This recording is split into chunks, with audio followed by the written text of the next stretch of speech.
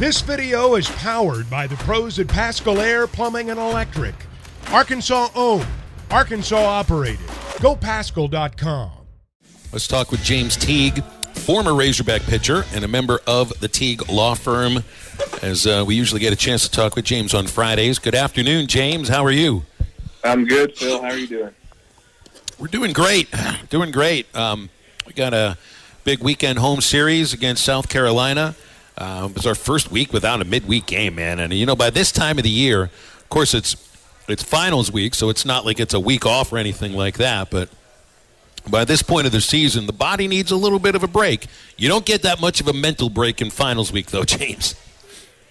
No, luckily, a lot of the guys I think are sports management majors, and so they don't have a chemistry final coming up. I mean, it's still difficult classes. Don't get me wrong, but I remember finals week being a little more difficult for some than others. Tell me what finals week was like in if that was a thing in law school, because I know that sounds like it would be, I don't know, kind of like crossing the river Hades without a boat.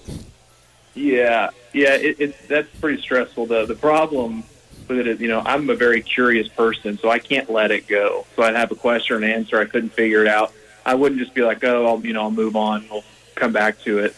And so my finals week was very stressful because I couldn't stop until I really felt good about it. You know, it's kind of like throwing a bullpen. You want to keep throwing until you get that good feel. But we got through it. Here we are, so it worked out. James, does anything change as far as your practice habits or with the team when the other kids go away and it's just finals week? How does Dave Van Horn handle you kids?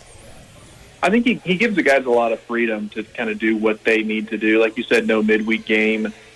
Practice is probably going to be lighter. It's more about get rested up, kind of get the body right. You know, a lot of guys are banged up.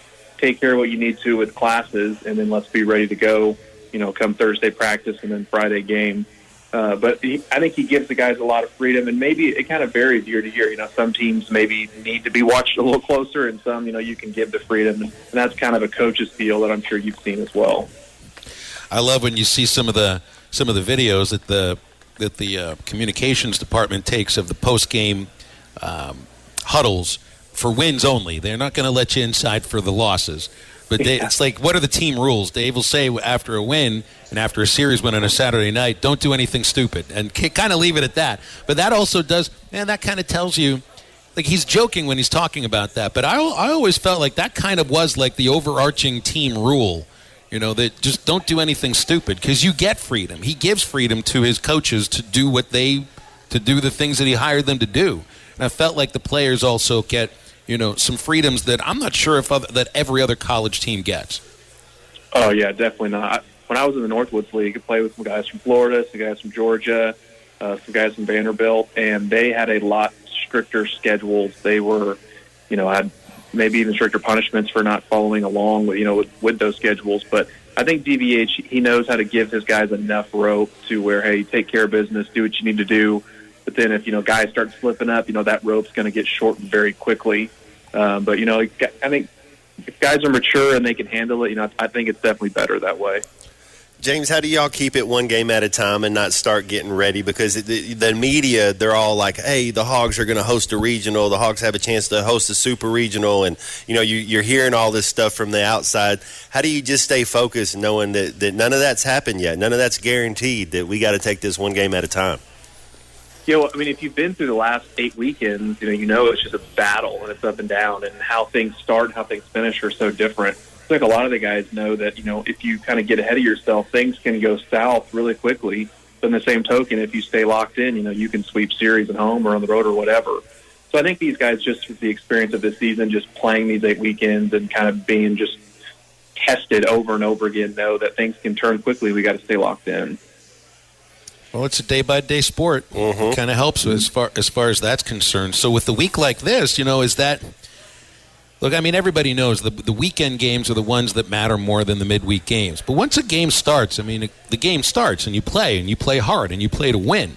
But is this a week that you're thankful for the physical rest, or are you just itching to play a game? Because I've always felt that ball players are into playing games. Yeah, they like taking BP and working a bullpen and everything that goes into the games. But you're a baseball player to play games, midweek games, weekend games too.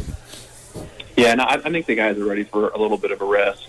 Everyone likes to play, but I think for them it's like if I can play at 80% because I'm a little tired, I'd rather play at 90% because I had that extra couple days. So I think for them, it's a benefit to maybe have less reps in game setting, but maybe to be a little bit more fresh, a little bit more rested and ready to go. And that varies the guy to guy, but that's what I would say. Hey, so last week I think you and I talked about Hagen Smith, and I just think they need more than 5 innings out of him as a starter, and I think I think he'll get there. But it was amazing to watch this last.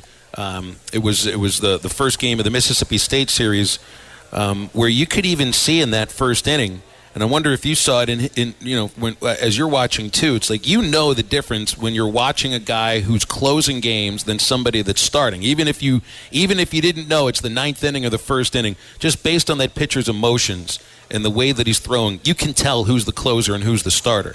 I was watching Hagen Smith pitch the first inning. I'm thinking, this guy's out here closing the first inning. His hair was on fire, James, and I think that showed when he fizzled the second time through the batting order. And it's like it's a fine line to try to walk, I guess, because you don't want him to give up some of the things that make him a great competitor, and the fieriness is part of it, but you got to dial it down a little bit. Yeah, it's almost, what gear can you run at to maintain, that speed, that aggressiveness, and that composure, but also, knowing that I got to use that gear to get to 5, to get to 6, to get to 7 innings. And I think that he'll find that as he goes, because you don't want to come out flat and say, well, I got to get 6 innings for my team. Let's take some off the fastball. Let's try to, get ahead of guys. The next thing you know, they've scored 4 runs the first inning, and you're thinking, man, I should have been aggressive. I was dominant while being aggressive. What happened? So, like I think you said it perfectly. You got to walk that line. But, for me, let's always err on the side of aggression. And if you lose steam, it's the next guy up mentality.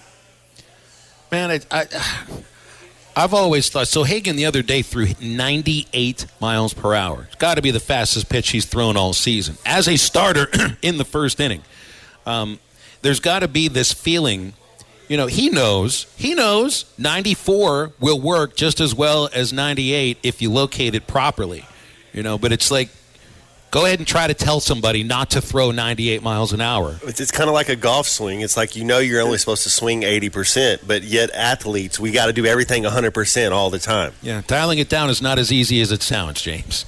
Yeah, and I kind of kick back on that a little bit because I hear that often. They say, it takes them off and, locate. But the other side to that is sometimes when you take some off, you slow down. It can also mess up your timing. Mm-hmm. And then now your breaking ball's spinning off. Now it doesn't have any bite. Well, now the changeup's getting hung because the arm is late. There's some collateral damage that ensues when you try to take some off sometimes. For me, when I tried to take stuff off, I got worse. I threw less strikes. I didn't throw a lot of strikes as it is, but I threw even less. And my breaking ball got worse. So I think for some guys, there's a trade-off. Do I be super aggressive? Do I try to throw hard? And do I make my stuff sharp and aggressive? Or do I try to take some off? And what happens when I take some off? Do I get worse? Do I lose command? For every guy that's different. But I think there's 2 sides to that coin. Yeah, I think so too. And the tricks, like I said, it's that fine line. It's the trick is finding that line and learning how to walk it so that you stay consistent. And it's just, man, it's easy to talk about, but it is not easy to find that line and then walk it. Yeah, for sure. James, I want to ask about, so this month, you got your last home series, and then you're traveling, and then it's Hoover. It's got to be difficult to at least not in the back of your mind, or maybe at the forefront of your mind, start thinking, yeah, we've done what we need to do to host. I know the teams that you played for, things might have been a little bit different. You were just kind of fighting to make the tournament. I know in 2015, and you guys made it. But for this team now and in the last few years, you've like last year, you felt that you needed to add a little more to the resume. 2021, you didn't. 2019, you really didn't. Right now, you're in an area where I think you're pretty good. You go 3-3, you're going to host. Is this the kind of thing that guys worry about much, or is it a conversation that they have? Dave said yesterday that the coaches are not talking with this team, this set of players, about regionals, about hosting or anything like that, because they've had so many injuries and patch everything together. But under the right circumstances, is this the kind of thing that players will talk amongst themselves about? We got to host. Yeah, I mean, I think they'll talk about it because they know what kind of home field advantage Baum can provide. Like when we went in 15 and Missouri State, they couldn't host because they had a conflict with their field. That was a massive advantage for us. And so I think the team knows, we have to kind of scrap this out with our injuries and with our staff and with everything else. But if we do it, the result, the benefit is that we will get to host, and we know that's going to be a huge advantage. I don't think guys are really looking at the tournament. People have mixed feelings about that. But I think as far as these last two series, let's win at home, number one, and let's try to take two on the road. And that's taking care of business so that we can host. I don't think there's anything wrong with, looking ahead to some degree to know what do I need to do to make that happen versus, but understanding that, knowing I still got to take care of business today. You remember, they're at home now, and maybe next week we can get a little bit more into this, but the way that Arkansas always ends the season, except for 1 year, they end the regular season on the road and then go right to Hoover. Always the first team in Hoover. Always the first team in Hoover. They can be a really lengthy road trip, James, and I do road laundry. So you got to plan ahead for these trips. Yeah, Hoover's exhausting. You better bring an extra set of clothes, some playing cards on the bus, and some cash to toss around while you're playing card games, to pass the time. But, yeah, it's that when you go to the ring. When you get back from Hoover, you're ready for some time off. And, to be frank, sometimes you get knocked out of Hoover. It's like, okay, we got some extra days to rest. We can get healthy. Let's get back and get locked in, know where we're going, and go from there. Well, James joined his father, Robert, at the Teague Law Firm recently. They've been around for nearly 30 years. Best of Northwest Arkansas 2019 and 2021. The Teague Law Firm can help with all family law matters, including guardianships, adoption, and child support. Can help with criminal law, such as traffic offenses, DWIs, and lots more. Estate needs. Teague Law Firm is a full-service law firm, and you will talk to real lawyers. So you can call James of the Teague Law Firm at 479-877-1688, also online at teague-law.com. James, what aspect of the law did you want to hit on? Well, we talked about some custody and some child support and those things last couple of weeks, and we've had frequently we've had some cases where we don't have kids. We have a divorce, but there's no kids, but we've got some complicated finances. We've got maybe a business. We've got multiple retirements. We've got some debt. We have some other things. And so when that happens, there's some applicable case law, and there are just certain things that you have to do and know, how are we going to separate these things? So, and it's equitable division in Arkansas, so it looks kind of like 50-50. Well, when you've got really complicated assets, 50-50 can be a little bit hard to get to. So that's something that we're equipped.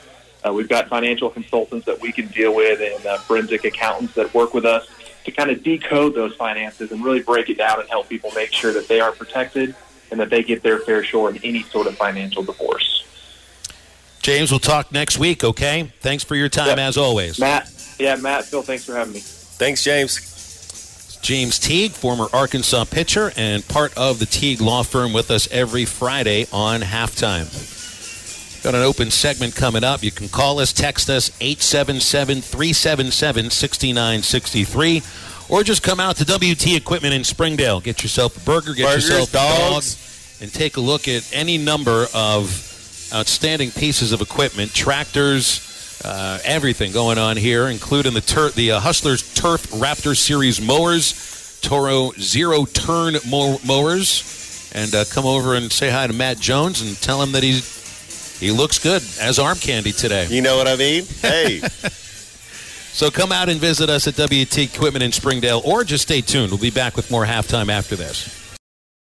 BetOnline.ag is your number one source for all your basketball info, stats, news, and scores. Get the latest odds and lines, including the latest player reports for this year's pro basketball playoffs. BetOnline is always your sports information headquarters this season, as we have you covered for all your sports wagering needs. Basketball, MLB, NHL hockey, right down to UFC and boxing. BetOnline is the fastest and easiest way for you to get your betting info, including live betting options and your favorite casino and card games you can play right from your home. Head to the website today or use your mobile device to get in on the action. Be sure to use our promo code BELIEVE to receive your 50% welcome bonus on your first deposit. That's BLEAV. BLEAV. Bet online, where the game starts.